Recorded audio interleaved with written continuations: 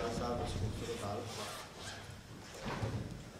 ہمارے پاس 5 سے 6 منٹ ہے. بالکل. میں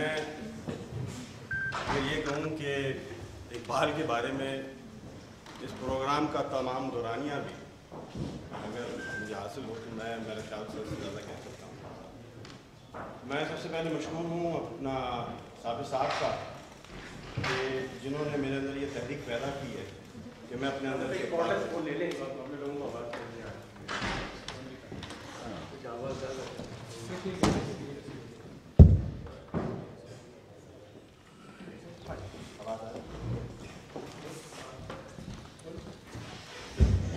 ہیلو جی.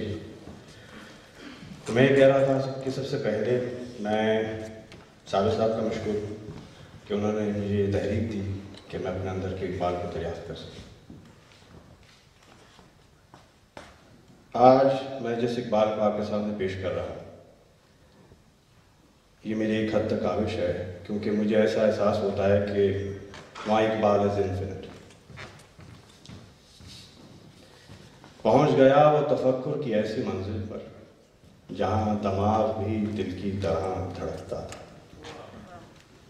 یہ شعر غالب کے لیے دلاور فگار نے کہا لیکن میں سمجھتا ہوں کہ اگر اقبال کے لیے بھی یہی شعر استعمال کیا جائے تو کوئی غلط نہ ہو. ہادی بھائی نے تھوڑا سا مجھے چھیڑ دیا ہے غالب کا ذکر خیر کر کے. میں یہ کہنا چاہوں گا سب سے پہلے کہ اردو کے افق میں اگر 2 ستارے ہیں جو سب سے روشن ہیں، پہلا اقبال یا میں کہوں گا پہلا غالب اور دوسرا اقبال، اور اگر غالب نہ ہوتے تو شاید اقبال نہ ہوتا. شکوہ کوئی نئی چیز نہیں ہے. شکوہ غالب نے بھی کیا کہ ہیں آج کم ذلیل کی کل تک نہ تھی پسند گستاخی فرشتہ ہماری جناب نے، اور بغاوت کر دی کہ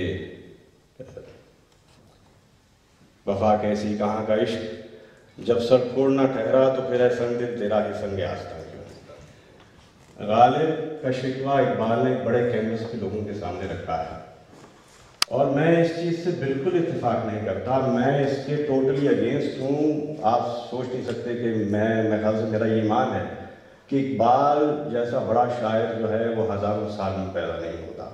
اقبال کو بحیثیت شاعر نظر انداز کرنا بہت بڑی بیوقوفی ہوگی. میں یہاں پر ہمارے وقت کے سب سے سنگ دل نقاد ساقی فاروقی کو کوٹ کروں گا جنہوں نے اقبال کے بارے میں کہا کہ اگر دور حاضر کے تمام شاعر بھی اکٹھے کر لیے جائیں تو ایک اقبال نہیں بنے گا. اقبال کا بحیثیت شاعر اتنی بڑی اہمیت ہے. اور اگر آپ اقبال کے نظم دیکھیں تو ظاہر سی بات ہو کینوس بہت بڑا ہے، اور میرے خیال سے اقبال نے جو نظم لکھنی شروع کی ہے شاید اس کو اس چیز کا احساس تھا کہ اس کا قاری کون ہے. ہمارے معاشرے میں تفہیم شعر ختم ہو چکا ہے. لوگ شعر کا احساس نہیں رکھتے. شعر ہے کوزے میں دریا کو بند کرنا. ایک مصرع مثلاً آپ اقبال کی خودی کے حوالے سے اقبال کا ایک مصرع لے لیجئے کہ خودی کا سر نہاں لا الہ الا اللہ. اس کے بعد کسی اور بات کی ضرورت نہیں رہتی. ہم بحیثیت مسلمان لا الہ کو کیا نہیں سمجھتے، اور خودی کا سر نہاں لا الہ الا اللہ اتنی سی بات ہے. یا خودی کے اوپر ہی اقبال کا یہ دوسرا شعر دیکھیے کہ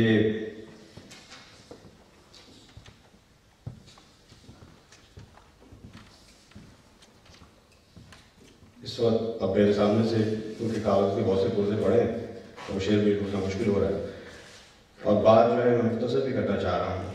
تو میں یہ کہوں گا کہ علامہ اقبال ہمارے لیے اس کا جاننا، اس کو پڑھنا بہت ضروری ہے کیونکہ علامہ اقبال ہماری شناخت ہے.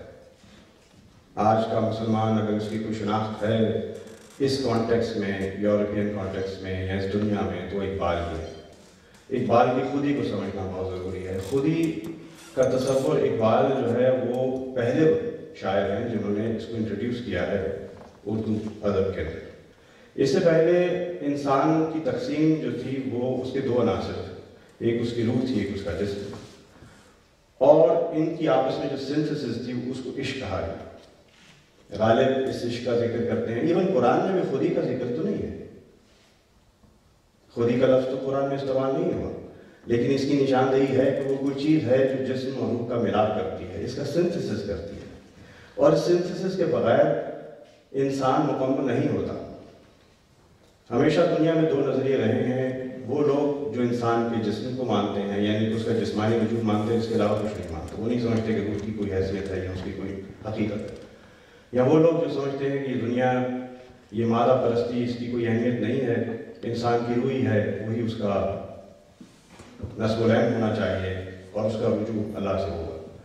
اقبال وہ پہلا فلسفی ہے ہمارے کینوس پر، ہمارے یعنی کہ ماحول میں، جو اس چیز کا احساس کر رہا ہے کہ خودی کی کتنی ضرورت ہے اور خودی کو جاننا پہچاننا کتنا اہم ہے، کہ روح اور جسم کا سنتھسس خودی کے بغیر نہیں ہوگا۔ اور خودی تک پہنچنے کے لیے علامہ اقبال نے نظموں کی صورت میں، مضامین کی صورت میں اپنے قارئین کے لیے بہت سی نشانیاں چھوڑی ہیں، نظر چاہیے دیکھنے والے کی۔ اگر آپ اقبال کی خودی کے حوالے سے اگر میں آج تھوڑا سا کہوں گا تو میں یہ کہوں گا کہ علامہ اقبال کی نظر میں مسلمان کے زوال کی وجہ یہی ہے کہ وہ اپنی خودی سے غافل ہے۔ اگر وہ اپنی خودی سے غافل ہے تو اس کا ایمان جو ہے اس میں ایک، میں سخت لفظ استعمال کر رہا ہوں، پرورشن پیدا ہوتی ہے، اور وہ پرورشن جو ہے اس کی بہت سی وجوہات ہیں، لیکن ایک وجہ یہ بھی ہے کہ اگر وہ اپنے مادی وجود کو نظر انداز کرے گا تو یہ پرورشن آٹومیٹکلی اس میں پیدا ہو جائے گی۔ ہم نے اگر اقبال کی، جس طرح غالب نے بغاوت کی، ہم اگر اقبال کی بغاوت دیکھنا چاہیں گے کہ وہ اپنے اسٹیٹس کو، جو ہمارا معاشرے میں ہے، جو ہمارے معاشرے میں جو ملازم ہے، تو ابلیس کی مجلس شورا اگر کوئی نظم ہم پڑھ لیں ایک دفعہ غور سے تو آپ کو اندازہ ہو جائے گا۔ بلکہ میں تو یہ سمجھتا ہوں کہ یہ نظم اقبال کی آخری نظم ان میں سے ہے، لیکن میں یہ سمجھتا ہوں کہ اقبال کے ذہن میں اس نظم کا مسودہ پہلے سے تھا۔ یہ بھی وہ نظم کا مسودہ تھا کہ جس پر اقبال کی ساری شاعری مبنی ہے، اور اسی طرح اقبال اپنی خودی تک آئے۔ حاری بھائی کے بارے میں کہا گیا کہ پٹری سے اتر جاتے ہیں، تو میں یہ کہوں گا کہ پٹری سے اتر کر ہی نئے راستے دریافت ہوتے ہیں، اور ضروری نہیں کہ جس راستے پہ ہم چل رہے ہیں وہ راستہ ہمیں منزل تک لے کے جائے۔ یوں تو شاید نے یہ بھی کہا ہے کہ فیض کی راہ سر بسر منزل، ہم جہاں پہنچے کامیاب آئے۔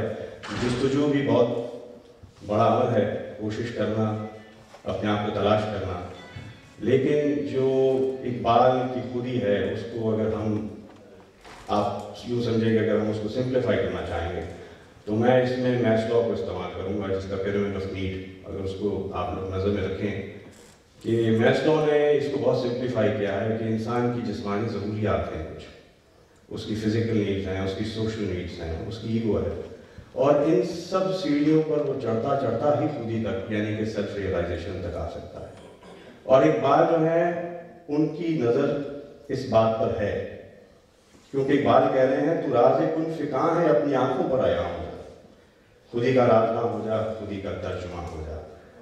اب ہمارے پاس اگر وقت ہوتا تو میں شعر کی وضاحت کرتا، لیکن میں سمجھتا ہوں کہ سب لوگ اہل نظر ہیں اور بھی لوگ کہنے والے۔ شکریہ بہت بہت۔